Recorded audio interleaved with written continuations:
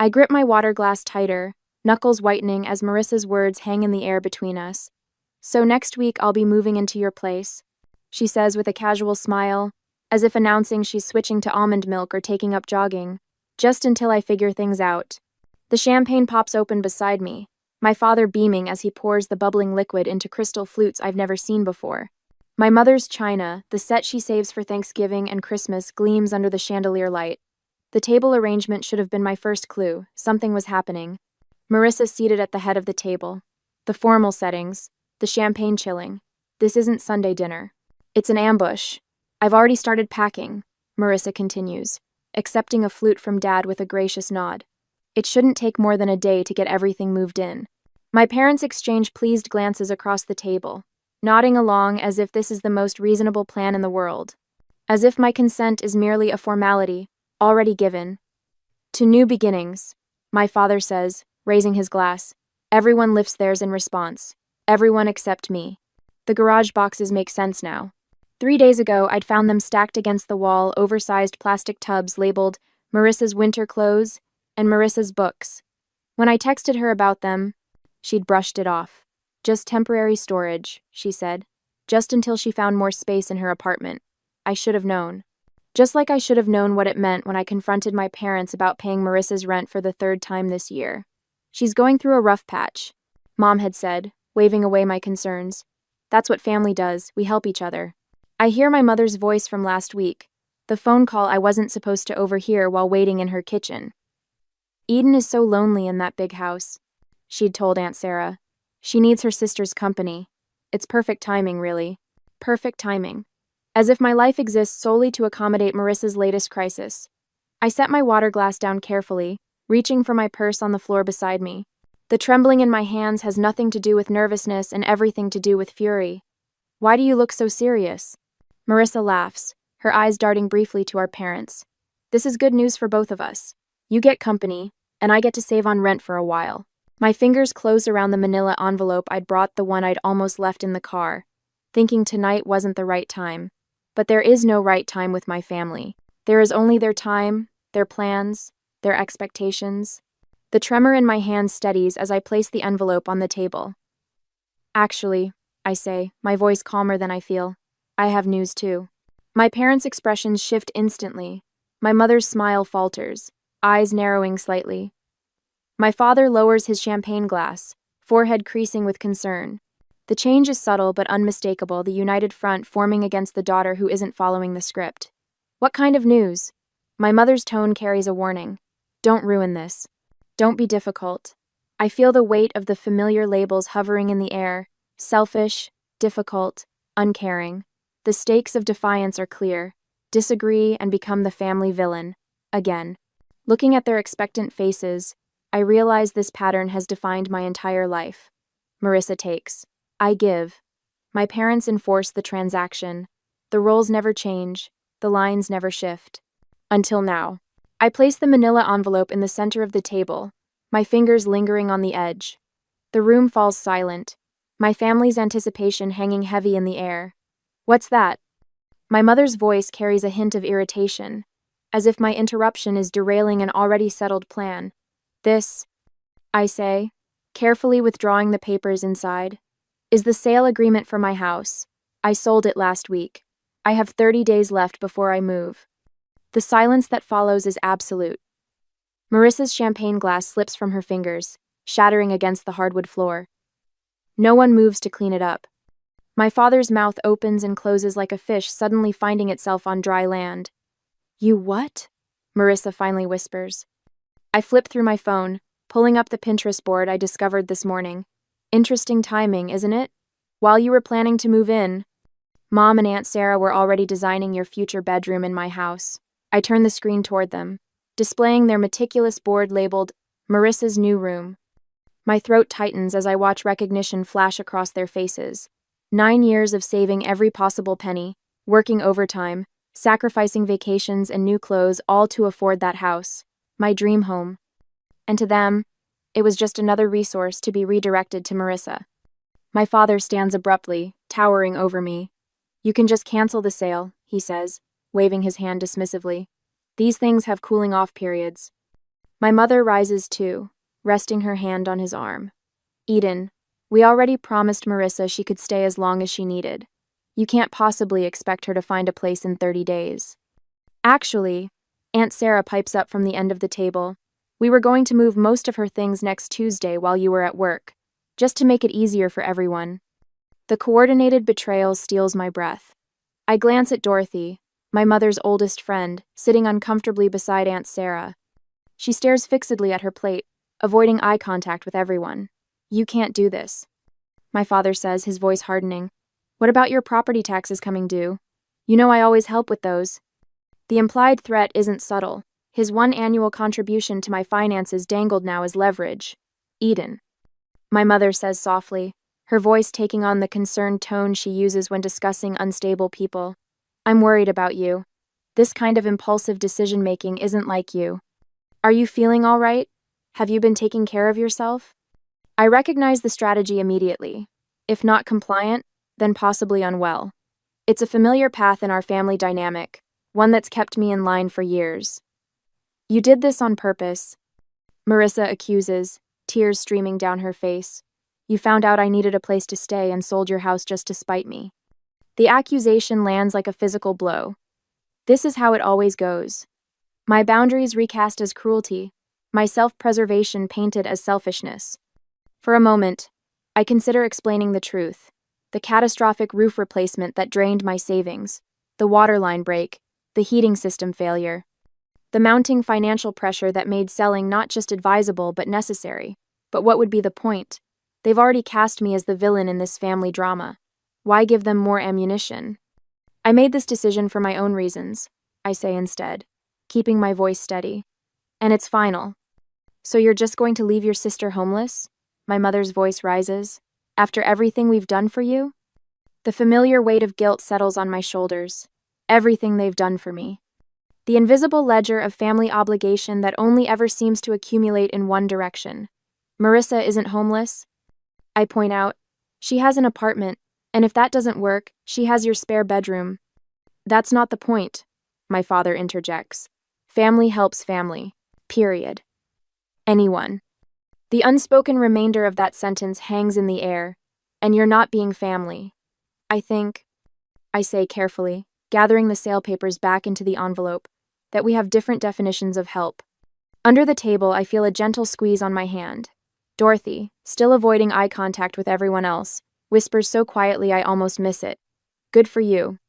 It's a small validation, but in this moment, it feels monumental.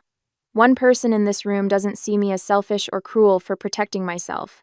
As I sit there with my family's accusations hanging in the air, I wonder whether I should explain the financial struggles that forced me to sell my beloved home, or simply hold firm without justifying my decision. Would sharing my vulnerability help them understand, or just give them new ammunition to use against me? The first call comes Tuesday morning while I'm fixing my coffee. Aunt Sarah's name flashes on my phone screen, unusual for a weekday before 9. Eden, honey, I just talked to your mother. Her voice carries that particular tone, the one reserved for funerals and family scandals. Is it true you sold your house just to keep Marissa from staying with you? My coffee sloshes over the rim of my mug, scalding my fingers. What?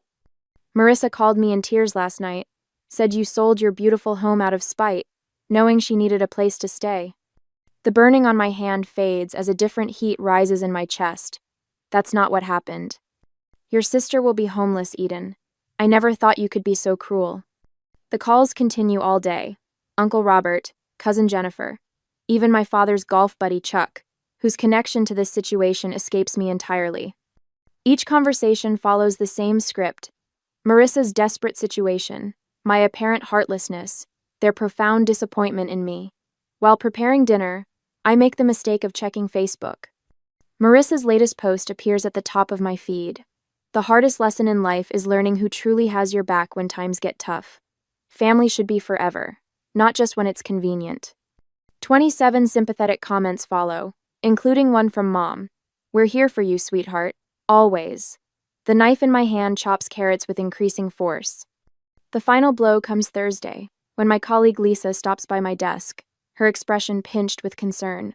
I ran into your sister at Starbucks this morning, she says, lowering her voice. She told me about the house situation. If you need help finding her temporary housing, my church has a program. The carrot pieces on my cutting board splinter under the blade. What exactly did Marissa tell you? Lisa shifts uncomfortably. Just that she's facing homelessness because of some sudden decision you made. She seemed really upset. My jaw tightens so hard it aches. Thanks for your concern, Lisa. But Marissa isn't homeless. She has an apartment, and parents with a 4-bedroom house. After Lisa leaves, I lock myself in the bathroom stall, hands trembling as I text my sister. Stop telling people I'm making you homeless. It's a lie and you know it. Her response arrives instantly. You're selling the house I was counting on. What would you call it? The roof replacement came first, $11,000 I hadn't budgeted for, when the March storms revealed leaks in 3 different rooms. I emptied my vacation fund and took a small loan, telling myself it was a one-time emergency. Then the water line broke in April. $8,200 for emergency repairs and landscape restoration.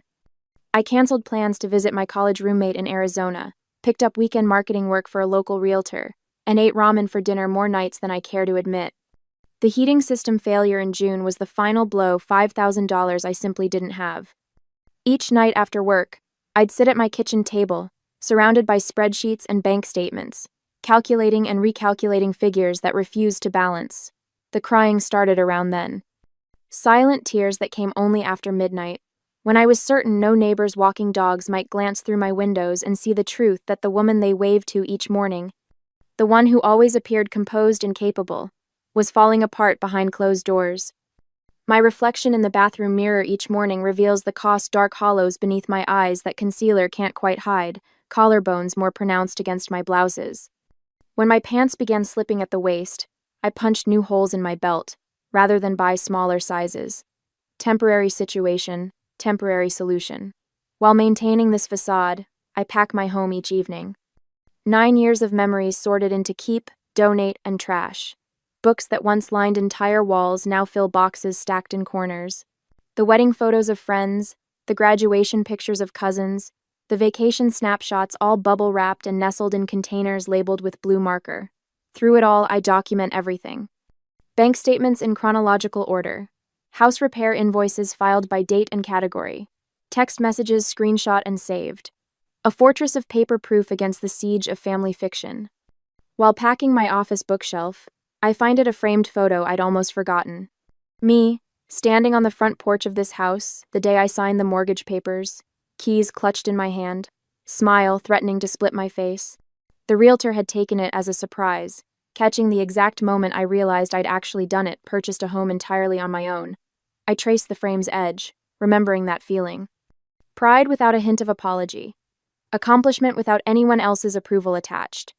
I place it carefully atop the nearest keep box, this tangible reminder of what I built and what no one can diminish. The doorbell rings Saturday afternoon, while I'm wrapping dishes in newspaper. Through the front window, I spot my parents' Buick in the driveway, Marissa's red compact behind it. No warning text, no courtesy call. I consider not answering, but the knocking grows more insistent.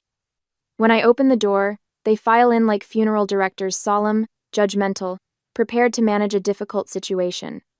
Mom spots the boxes immediately. You're really going through with this madness. I fold the newspaper around another plate, securing it with tape. The closing is in 3 weeks. Your sister needs you. Mom's voice rises slightly. You've always been selfish, but this is beyond understanding. Your sister needs you. The plate in my hands remains steady, though something shifts inside me. I've spent my entire life being told what Marissa needs. The words emerge calmer than I feel. Did anyone ever ask what I need? Dad clears his throat. Eden, be reasonable. I need financial stability. I need to sleep at night without panic attacks about bills. I need to not drain my retirement fund for house repairs I can't afford. I continue wrapping dishes methodically. Unlike past confrontations, I don't stop what I'm doing to give them my full attention. I don't offer beverages or comfortable seats. I continue my work while they stand awkwardly in my half-packed kitchen. We're your family, Mom says, voice wavering between anger and disbelief. Yes, you are. And I've never once asked you for money. Not for college, not for my first apartment, not for this house, and not for the repairs that drained my savings. For once, they have no immediate response. Marissa stares at the floor, unable to meet my eyes.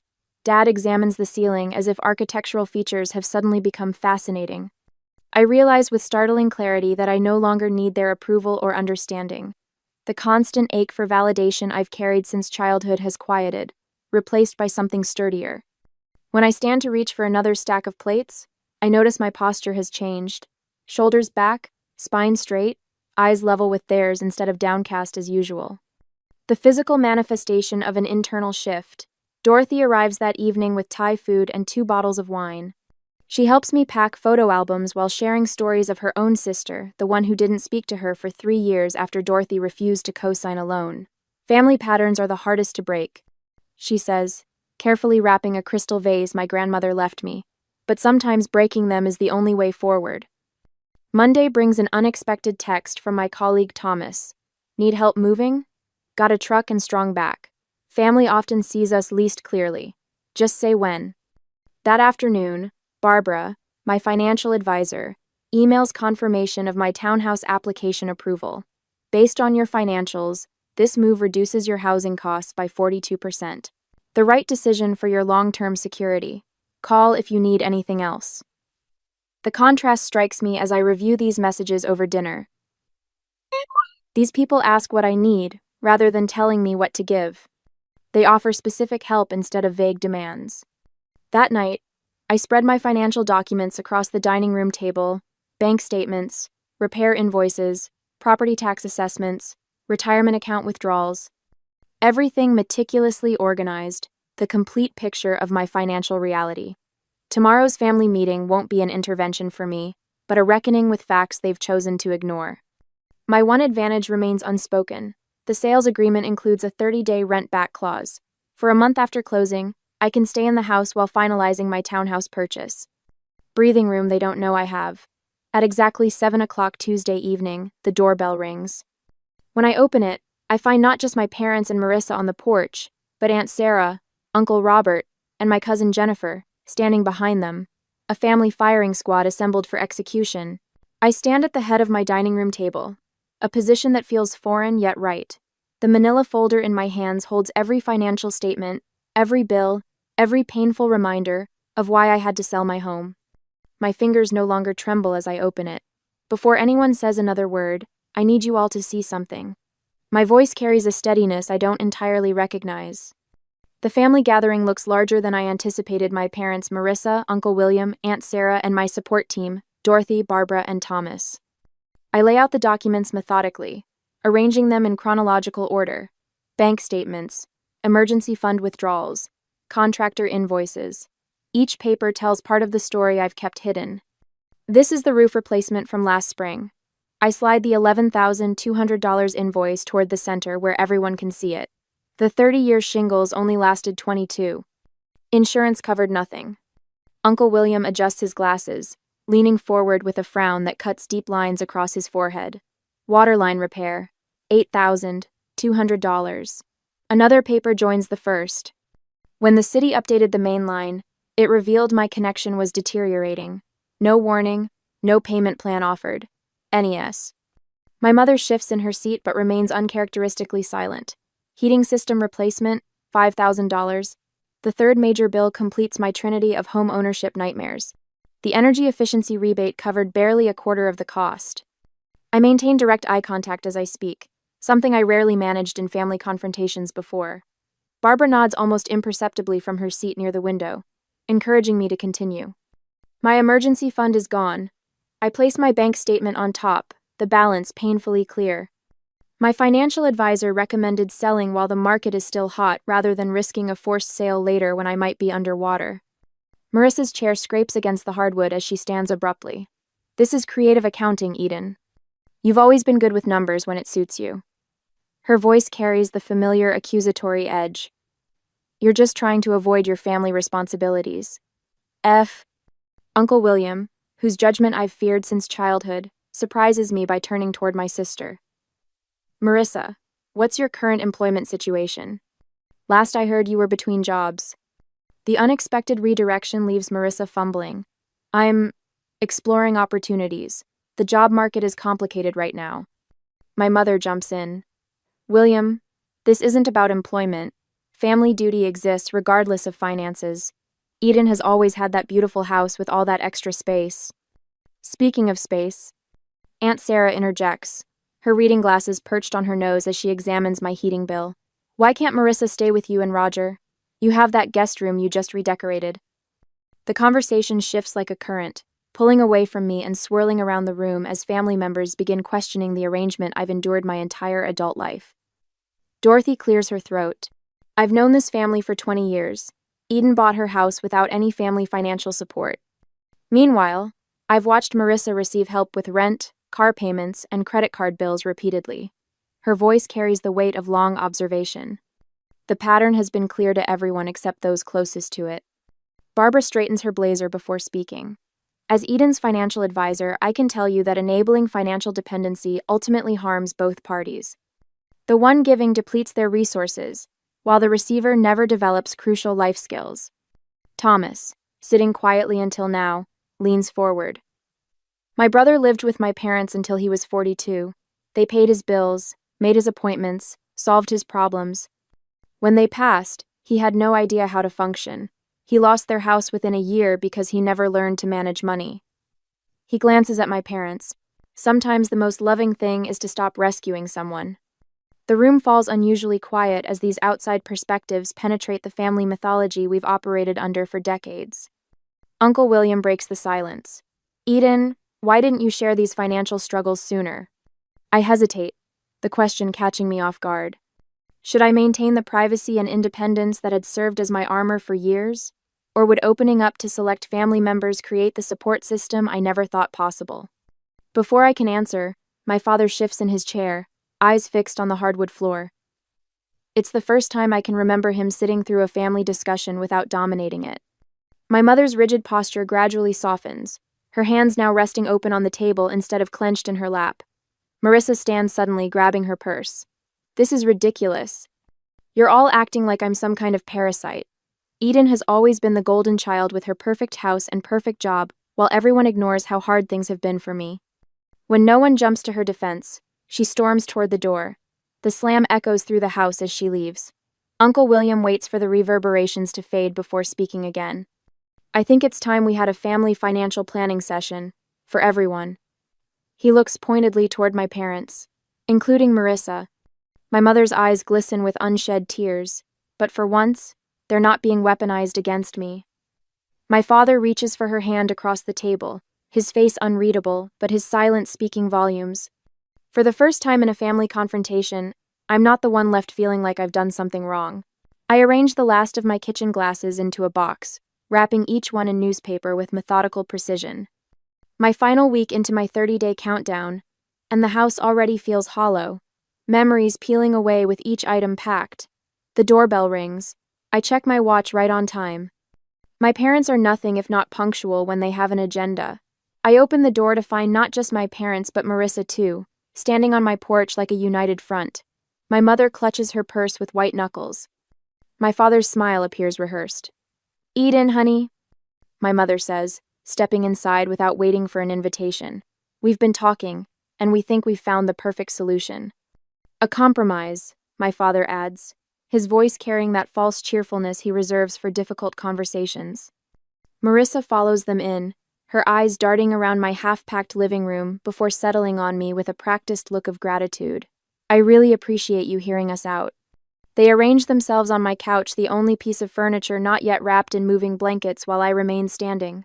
The power dynamic isn't lost on me. We know selling the house is your decision. My mother begins, punctuating her words with a nervous laugh.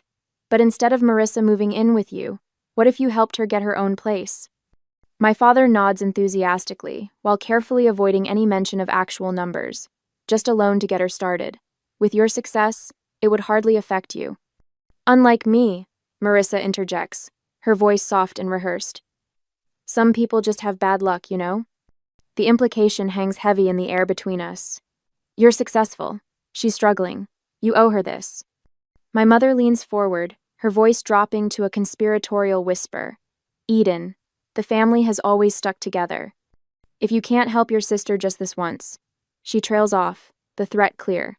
Cut Marissa off, and I cut myself off from the family. I walk to the dining room table where I've laid out several documents. They watch me, confusion replacing their certainty. I'm meeting with my lender tomorrow, I say, picking up a pre-approval letter.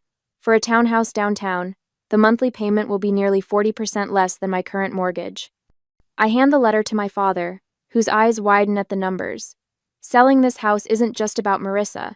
It's about rebuilding my emergency savings after 3 major home repairs drained them. It's about reducing my financial stress. I take a deep breath.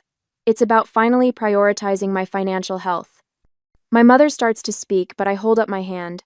I can't support Marissa financially, I continue, but I can help her support herself. I pull a business card from my pocket and hold it out to Marissa. She stares at it without taking it. Our marketing department has an entry-level position opening next week. The starting salary would cover rent on a 1-bedroom apartment. I spoke to HR yesterday, and they'd be willing to interview you. Marissa's mouth opens, then closes. For once, she seems genuinely speechless. This isn't charity, I add. It's an opportunity. Whether you take it is your choice. My father stands abruptly, moving toward the window where bare hooks show where family photos once hung. Eden, be reasonable. Marissa needs...